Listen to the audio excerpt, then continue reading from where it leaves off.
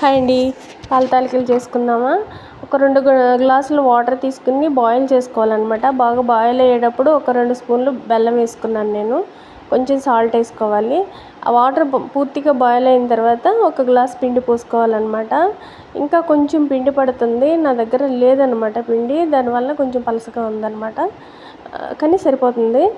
ఇలా చేసుకున్న తర్వాత వాటిని పొడవుగా ఇలా చేసేసుకుని వాటిని ఏం చేయాలంటే కుక్కర్లో ఒకసారి పెట్టేసుకోవాలి. మామూలుగా పాలల్లో నీళ్ళలో కూడా ఉడికించుకోవచ్చు. ఇలా పెట్టుకుంటే ఇంకా గట్టిగా వస్తాయి అన్నమాట. నీళ్ళలో వేసేటప్పటికి కొంచెం విడినట్టు అవుతుంది. వాటర్ పెట్టుకుని వాటర్ బాయిల్ అయిన తర్వాత దాంట్లో ఇలా అంటే కొంచెం వేసి అవి ఉడికిన తర్వాత మళ్ళీ కొంచెం అలాగే వేసుకోవాలన్నమాట. ఇలా చేసుకోవాలి పొడవుగాను. టేస్ట్ అయితే బాగుంటుంది. ఇందులోకి పాలు కాసి చల్లారి పెట్టేశాను నేను. ఈ పాలల్లో కూడా ఉడికించుకుంటారు. దానికి ఏంటంటే పంచదార వేసుకునేటట్లయితే పాలల్లో ఉడికించుకోవచ్చు. నేను బెల్లం వేస్తున్నాను కదా, అందుకనే పాలల్లో ఉడికించలేదనమాట. ఇలా ఉడికిపోయిన తర్వాత మీ టేస్ట్కి సరిపోయినంత బెల్లం వేసుకోండి. కొంతమంది ఎక్కువ, కొంతమంది తక్కువ తింటారు కదా, అందుకనేసి మీకు సరిపోయినంత బెల్లం వేసుకోండి.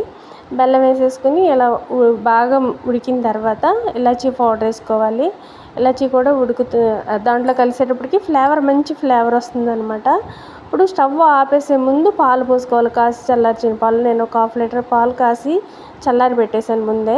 ఆ పాలు పోసుకోవాలన్నమాట. పచ్చి కాదు, కాసి చల్లార్చుకోవాలి.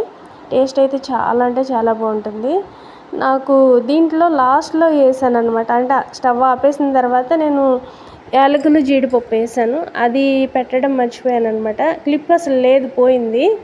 అందుకనేసి మీకు అది చూపించడానికి రాలేదనమాట. అంత అయిపోయిన తర్వాత వేసుకున్నాను.